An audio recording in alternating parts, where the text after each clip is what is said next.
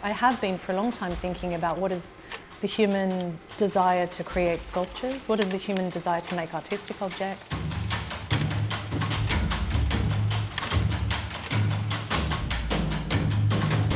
It's something that I've been thinking about throughout my whole practice.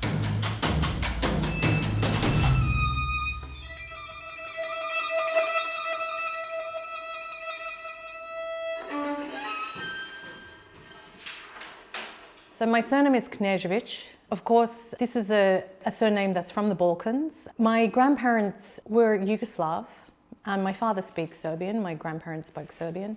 My mom is Polish. Basically, all of my grandparents came to Australia as refugees from the Second World War.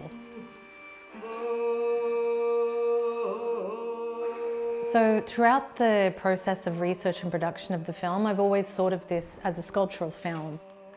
By that I mean it's a way of kind of creating the imagery that really heightens the sense of materials, heightens the sense of the forms, and heightens the sense of like these active non-human agents.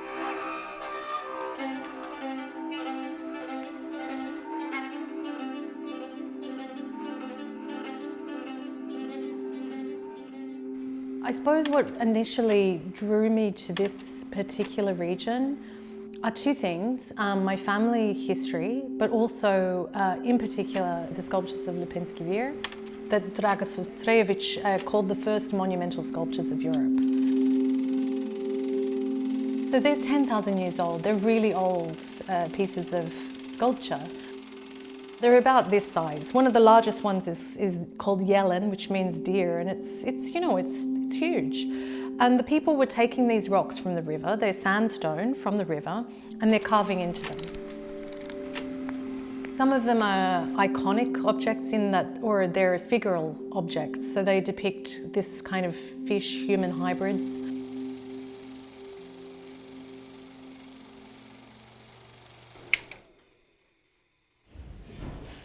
There's a sculpture of mine that features in the film, and it's a large-scale welded chain sculpture that is handled by the dancers in the film as part of one of the sequences. And it was important that the steel was processed by me, that I was the person, responsible for sort of hand making those.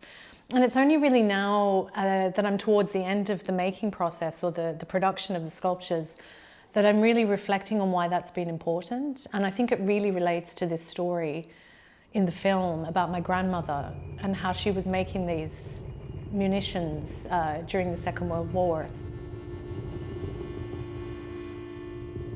Alongside the film are a series of quite large-scale sculptures that really think about the idea of temporality. How is temporality expressed through objects or through sculpture?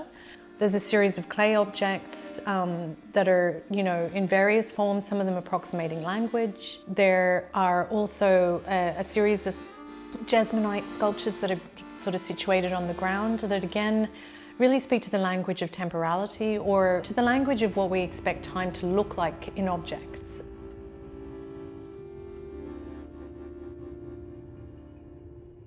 In the film, we have 5 non-human characters who have each a first-person point of view voiceover.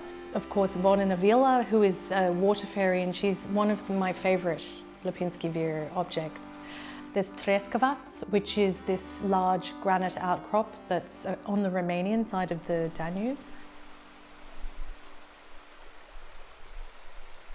And we have the Danube, which is a central character as it's sort of the life force, I suppose, for all of the characters in the film. So the sculptures were discovered because of the dam construction. The dam is there because of the Danube. Then we have these maruna fish, which is a sturgeon essentially, that migrates out to the Black Sea.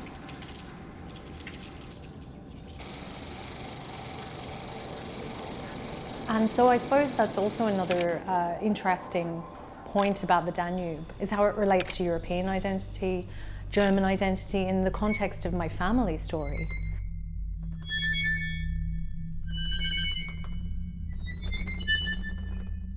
There are moments in the film where I speak with the jezik. Jezik means language or tongue.